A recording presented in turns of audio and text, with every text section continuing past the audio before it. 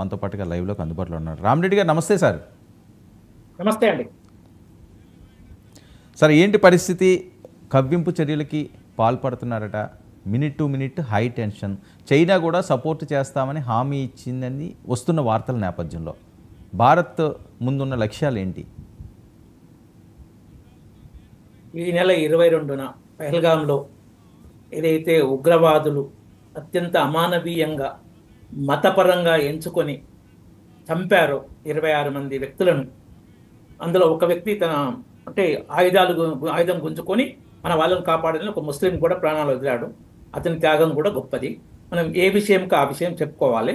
అయితే ఈ ఉగ్రవాదులు చేసిన చర్య వెనుక పాకిస్తాన్ ఉంది, ప్రతి ఉగ్రవాదం వెనుక పాకిస్తాన్ ఉంటుంది అనేది చరిత్ర చెప్తుంది. ప్రపంచానికి కూడా మొత్తానికి తెలుసు. కాబట్టి దీనికి ధీటైన జవాబు, అంటే ఉగ్రవాదులకు బుద్ధి చెప్తామంటే లేపేసడే వాని వెనుక ఉన్న వాళ్ళ మీద కూడా చర్యలు తీసుకుంటారని ప్రధాని మోడీ గారు స్పష్టంగా ప్రపంచం మొత్తాన్ని ఉద్దేశించి పాకిస్తాన్ను హెచ్చరిస్తూ చెప్పడం జరిగింది.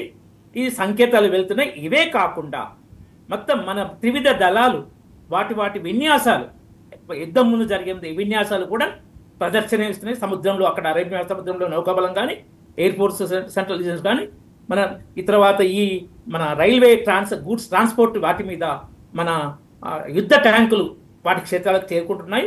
ఆల్రెడీ S-400 రఫేల్ జెట్స్ అన్నీ వాటి లొకేషన్స్ను తీసుకున్నాయి. తర్వాత మన ఈ BSF కూడా బార్డర్లో ఉన్న రైతులకు కూడా మీ పంటలను 48 గంటల దాన్ని కోసుకోండి మాకు అది అని నిన్ననే చెప్పడం జరిగింది. ఇవన్నీ మనం అంటే పాకిస్తాన్ మళ్ళీ వాటి చరిత్రలో అట్లీస్ట్ ఒక శతాబ్ద కాలం మన మీద ఎలాంటి ఉగ్రవాద చర్య కానీ ఇంకే చేయకుండా బుద్ధి చెప్పే స్థాయిలో ఈ చర్య ఉంటుంది అని ప్రభుత్వం సంకేతం ఇచ్చింది. ప్రభుత్వం నచ్చిన భారతీయులందరికీ, విదేశాల్లో ఉన్న వాళ్ళకు కూడా, భారతీయ అభిమానించాలకు కూడా అందరికీ స్పష్టంగా అర్థమవుతుంది.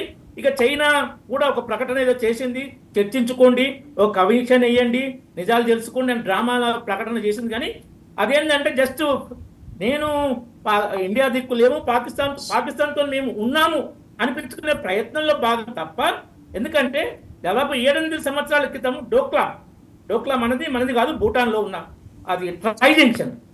ఆ భూటాన్లోనే ఒక మిస్అడ్వెంచర్ చేసి చైనా, అప్పటికి ఇంకా మనం మోడీ నాయకత్వంలో వచ్చి 3 సంవత్సరాలు కాలే అనుకుంటా, 3 సంవత్సరాలు అయినాం.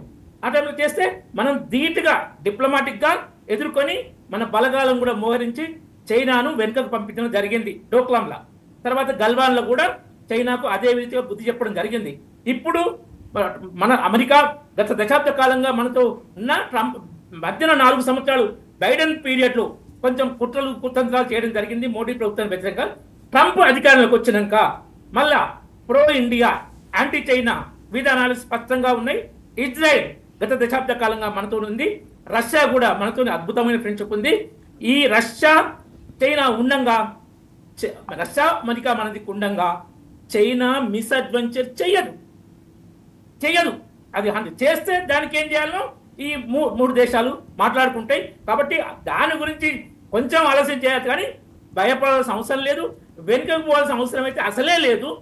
ఈసారి పాకిస్తాన్ గట్టి బుద్ధి చెప్పాలి. ఫస్ట్ స్టెప్ ఏదైతే సింధు జలాల ఒప్పందం రద్దు జరిగిందో అది కూడా మేజర్ స్టెప్, మామూలు స్టెప్ కాదు. అది దీర్ఘకాలికంగా పాకిస్తాన్ను బాగా ఎండగడుతుంది, మామూలు కాదు. కాబట్టి సరైన చర్యలు తీసుకుంటుంది. మన దేశంలో దృఢ నాయకత్వం ఉంది, ప్రజలంతా దృఢ నాయకత్వం విశ్వాసంతో ఉన్నారు. త్రివిధ దళాలు కూడా మా కేంద్ర ప్రభుత్వము ఫ్రీ హ్యాండ్ ఇచ్చింది, మేము దేశానికి చేయాలని వాళ్ళు కూడా ముందు ఉత్సాహంగా ఉన్నారు. ఓకే వివిరావు గారు చెప్పండి సార్. చూస్తున్నాం 22వ తేదీ నుంచి